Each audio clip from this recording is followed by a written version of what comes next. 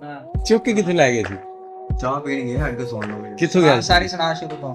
ਚਾਹ ਪੀਣ ਗਿਆ ਸੀ ਪੁੱਲ ਤੇ। ਕਿਹੜੇ ਦੇ? ਮੇਰੇ ਕੋਲ ਫਿੱਟ ਨਹੀਂ ਚੋਕੇ ਅੱਛਾ ਤੂੰ ਚਾਹ ਪੀਣ ਗਿਆ ਬੈਠੇ ਆ ਤੇ ਪੁਲਿਸ ਵਾਲਾ ਡਾਲੇ ਵਿੱਚ ਕੀ ਕਹਿੰਦਾ? ਉਹਦੇ ਚੁਣਾਵ ਲੈ ਨਾਲੇ ਮੈਨੂੰ ਉਹਦਾ ਕੀ ਹੋਇਆ ਹੋਇਆ ਕੀ ਕਹਿੰਦਾ ਚੱਲ ਤੈਨੂੰ ਥਾਣੇ ਦੱਸ ਉੱਤੇ ਰਹਿ ਪੁਲਿਸ ਵਾਲੇ ਦਾ ਅਫਸਰ ਬੈਠੇ ਕੁਰਸੀ ਪੈਂਟ ਸ਼ਰਟ ਪਾ मैंने कहा पुलिस दे उधर आए जी सर कहना तेरी दौड़ लगनी सर मैं तो भैया ही कर दी कहना चल यदि दौड़ लगा और दूसरे पुलिस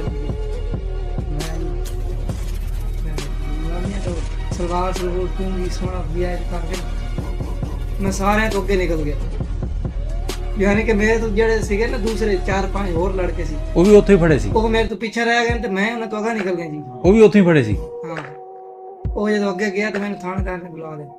ਉਹ ਜਿਹੜਾ ਮੋਟਾ ਸੀ ਡੇਡਾ ਉਹਨੇ ਬੁਲਾ ਲਿਆ ਮੈਨੂੰ ਕਹਿੰਦਾ ਇਧਰ ਆਏ ਮੇਰੇ ਕੋਲ ਮੈਂ ਕਿਹਾ ਸਰ ਕੀ ਹੁਕਮ ਹੈ ਮੈਂ ਕਿਹਾ ਚਾਹ ਤੂੰ ਨੌਕਰੀ ਲੱਗ ਗਈ ਖੁਸ਼ ਹੋ ਕਹਿੰਦਾ ਤੂੰ ਪੱਕਾ ਚੋਰ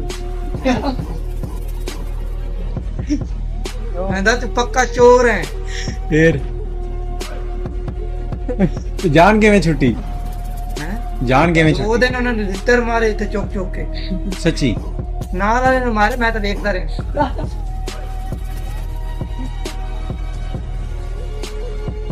ਨਹੀਂ ਇਹ ਵਾਕਿਆ ਕਿੰਨੀ ਕੁ ਦੇਰ ਪੁਰਾਣਾ?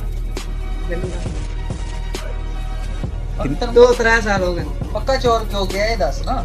ਪੱਕਾ ਚੋਰ ਹੈ ਵੀ ਤੂੰ ਸਾਰੇ ਤੋਂ ਸਪੀਡ ਜਗ੍ਹਾ ਨਿਕਲ ਗਏ ਸਪੀਡ ਤੇਰੀ ਸਾਰੇ ਤੋਂ ਜ਼ਿਆਦੀ ਆਈ ਬਾਕੀ ਪਿੱਛੇ ਰਹਿ ਗਏ ਭੱਜੇ ਤੁਸੀਂ ਇਕੱਠੇ ਹੋ ਨਹੀਂ ਤੇ ਹੁਣ ਉਹ ਕੀ ਪਿੱਛੇ ਰਹਿ ਗਏ ਤੂੰ ਆਗਾ ਨਿਕਲ ਗਿਆ ਹੁਣ ਕੀ ਕਹਿਣਾ ਚਾਹੁੰਦਾ ਪੁਲਿਸ ਵਾਲਿਆਂ ਨੂੰ?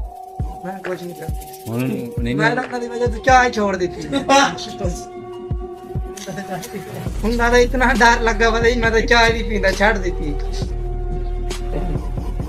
ਇਹ ਹਕੀਕਤ ਹੋਇਆ? ਹਕੀਕਤ ਗੱਲ ਹੈ ਯਾਰ ਮੇਰੇ ਸਾਡੇ ਖੂਬਸੂਰਤ ਨੂੰ ਪੰਜਾਬ ਪੁਲਿਸ ਨੇ ਚਾਹ ਦਵਾ ਦਿੱਤੀ ਯਾਰ ਲਓ ਜੀ ਅੱਗੇ ਤੇ ਉਹ ਮਰੀਜ਼ਾਂ ਨੂੰ ਠੀਕ ਕਰਦੇ ਹੁਣ ਚਾਹ ਵੀ ਛਡਾਉਣ ਲੱਗ ਪਏ। ਚਾਹ